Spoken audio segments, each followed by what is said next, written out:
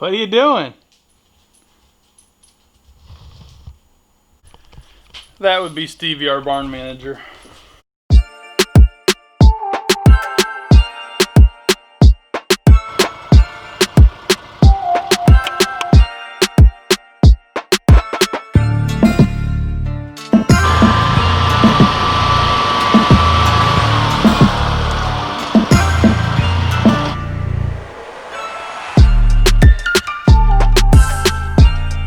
These horses are a little fresh this morning. It's starting to cool off here in Texas.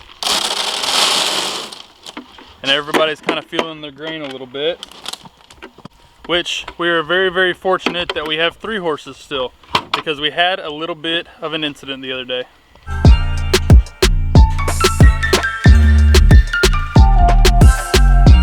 The gray horse Smoke, he colicked.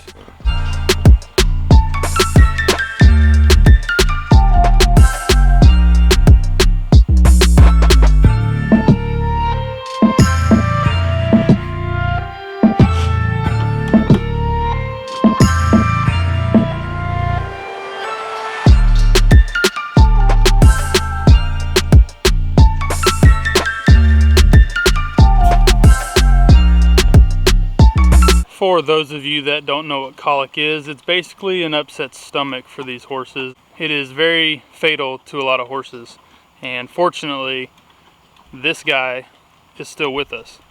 The other morning I was at work and Maddie called and said that Smoke had not finished his hay. He had finished his grain, but he hadn't finished his hay, and he was laying down. Not real uncommon, but for him not to finish his hay or not to eat most of it is definitely unusual. So I raced home, got the trailer hooked up, and we actually gave him the Silver Lining Herb Colic paste. Now this is not an advertisement. They didn't pay me to say this or anything like that, but we have a box of these pastes on hand just for instances like this. Before we gave him the paste, he was pawing, he was trying to lay down. You could tell that he was in a lot of pain.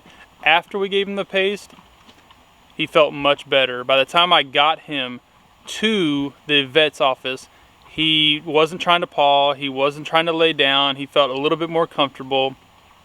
The vet said that he still didn't have a whole lot of gut movement, gut sounds, but he didn't seem like he was in that much pain, so that was huge. I'm going to link their paste in the description below, and I'm also going to link a lot of the other products that we use in the description below. So if you want to know what products we use, what ropes we use, what other items that we use for our horses, I will link them in the description below. Go check them out, order them. I really truly cannot say enough good things about the Silver Lining Herb Colic paste, because without it we probably wouldn't have our gray horse today. And don't tell the other horses, but he's kind of one of my favorites.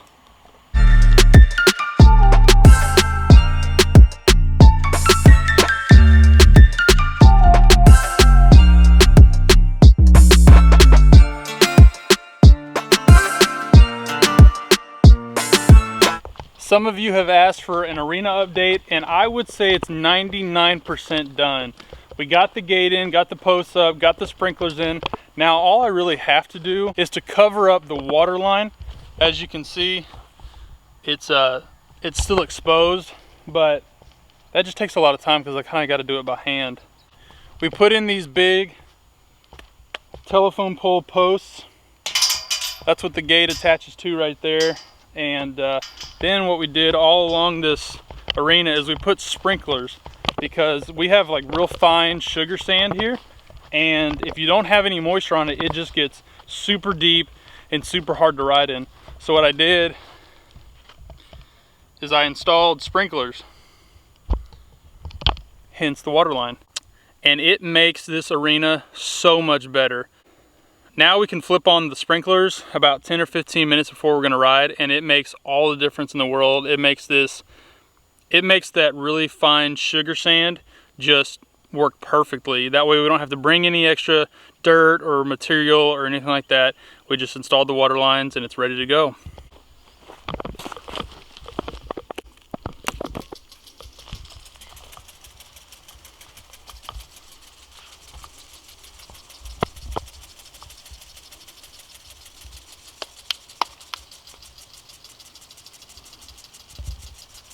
We've got 1, 2, 3, 4, and 5 on the end.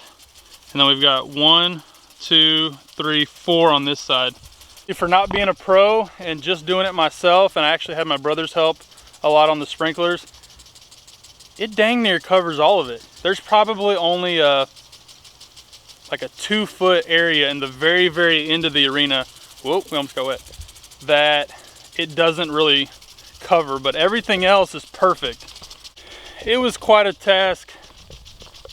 If you're a regular of this channel, you know that I am no plumber, and so it came out really well for not being a professional. And there's a little bit of tweaking that we have to do on some of the sprinklers because they're not exactly right, but 99% done is pretty dang good. So that is our arena update.